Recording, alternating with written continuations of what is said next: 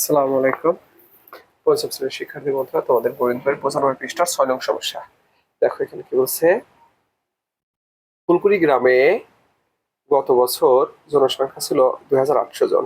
এবছর মোট জনসংখ্যা 3% বৃদ্ধি পেলে বর্তমান জনসংখ্যা কত? তাহলে 3% বৃদ্ধি অর্থ কি? লিখতে পারি 100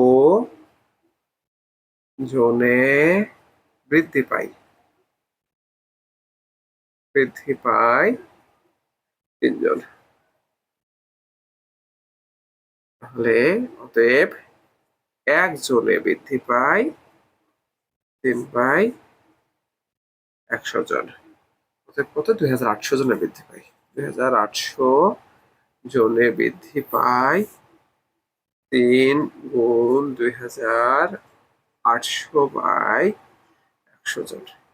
দেখো এখান থেকে 2 শূন্য কাটলে 1 থাকে, এখান থেকে 2 শূন্য কাটলে 28 থাকে। তাহলে 28 আর 3 গুণ করে দেখি কতজন হয়, তাই না?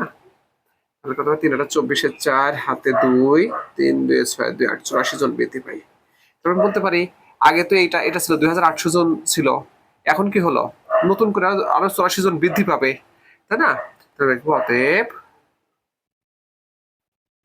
বর্তমান জনসংখ্যা